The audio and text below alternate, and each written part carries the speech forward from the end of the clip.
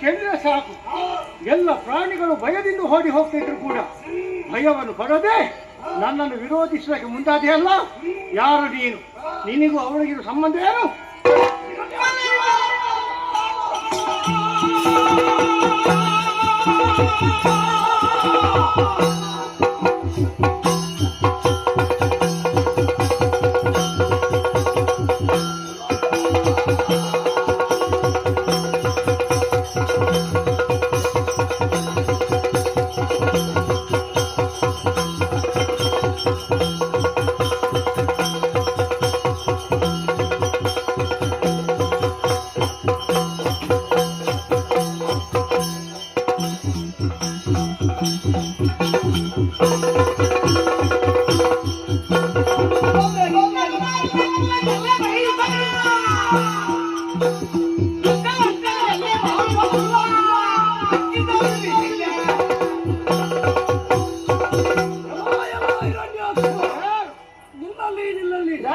ಪಂಚಮಹಾ ಪಾಪವನ್ನೇ ಎಸಗುತ್ತಾ ಮುಂದುವರಿಯುತ್ತಾ ಇದೆಯಾ? ನಿನ್ನನ್ನು ಹೇಳುವವರು ಕೆಲವರು ಯಾರು ಇಲ್ಲ ಎಂಬುದಾಗಿ ಬ್ರಾಹ್ಮಣರನ್ನು ಪೀಡಿಸಿದೆ. ಅಷ್ಟು ಮಾತ್ರವಲ್ಲ, ಗೋವಿಂದೆ ಮಾಡಿಕೊಂಡು ಬಂದೆ. ಪಾಪವನ್ನು ಮಾಡುತ್ತಾ ಮಾಡುತ್ತಾ ಅನ್ಯಾಯದಿಂದ ಮುಂದುವರಿಯುತ್ತಾ ಅಂತ ನಿನ್ನನ್ನು ಕೇಳುವುದಕ್ಕಾಗಿ ಬಂದವ.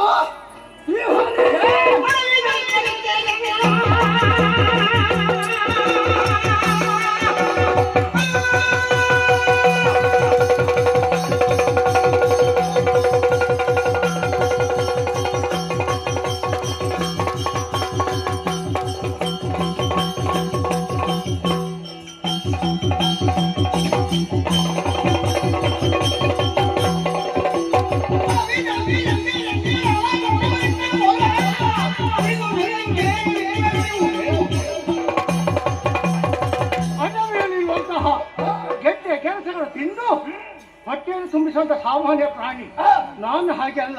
ನಿನ್ನ ಹಾಗಿರುವ 100 ಹದ್ದಿಯ ತಲೆ ಕಡಿದು ರಕ್ತವನ್ನು ಕುಡಿದು ಮಾಂಸವನ್ನು ತಿಂದು ಜೀವಿಸಿದವನು. ನೀನೊಂದು ಹೆಚ್ಚರಿದ್ದೆ, ನಿನ್ನ ತಲೆಯನ್ನು ಕಡಿದು ಮಾಂಸವನ್ನು ತಿರುವಾಗ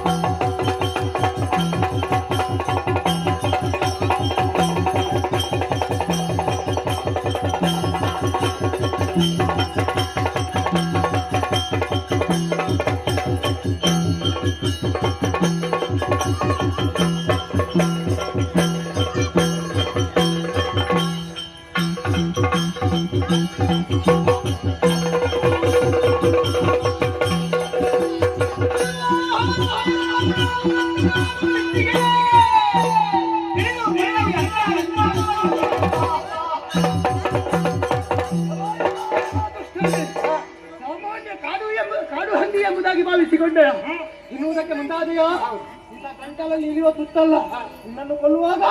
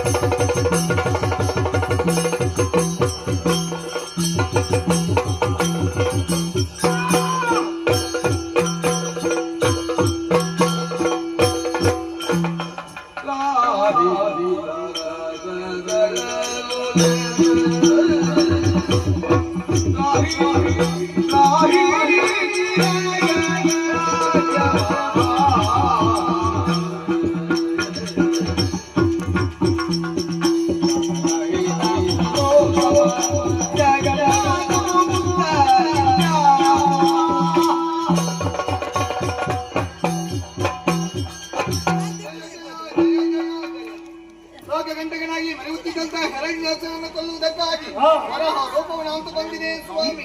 ಶಾಂತರಾಗಬೇಕೆಂಬುದಾಗಿ ಬೇಡಿಕೊಳ್ಳುತ್ತಾ ದೇವಿ ದುಷ್ಟ ವೀರನಾಥನ ವಧೆಯಾಗಿದೆ. ದೇವತೆಗಳು ಸುಮವೃಷ್ಟಿಯಿಂದ ಸಿಗುತ್ತಾ ಇದ್ದಾರೆ. ದುಷ್ಟನ ವಧೆಯಾಗಿದೆ. ಎಲ್ಲರಿಗೆ ಸಮಾಧಾನವನ್ನು ಮಾಡಿದ್ದೇನೆ. ನಿನ್ನ ಮನದಲ್ಲಿರುವಂತಹ ಚಿಂತೆ ಏನು? ಈ ರೂಪದಲ್ಲಿರುವಂತಹ ನಿಮ್ಮನ್ನು ಕೊಡಬೇಕೆಂಬುದಾಗಿ ಮನಸ್ಸಾಗುತ್ತಾ ಉಂಟು. ಮನದ ಬಯಕೆಯನ್ನು ನಡೆಸಿಕೊಡಬೇಕೆಂಬುದಾಗಿ ಬೇಡಿಕೊಳ್ಳುತ್ತಾ ಇದ್ದೇನೆ. ದೇವಿ ಖಂಡಿತವಾಗಿ ನಿನ್ನ ಮಾತನ್ನು ಈಡೇರಿಸಿಕೊಡ್ತೇನೆ. ನಾನು ಭೂಲೋಕಕ್ಕೆ ಬರುವಾಗ ರಸಾವತಾರವನ್ನು ತೀರುವಂತಹ ಸಂದರ್ಭದಲ್ಲಿ ನನ್ನ ಎಡ ದಾಡೆಯನ್ನು ಮುರಿದು ಹೋಗಿದೆ. ಆ ದಾಡೆಯನ್ನೇ ಇನ್ನು ಮುಂದಕ್ಕೆ ನಮಗೆ ಹೊತ್ತುವಂತಹ ಮಗುವಿಗೆ ಕೊಡು. ನಿಮಗೆಲ್ಲರಿಗೆ ಶುಭವಾಗಲಿ.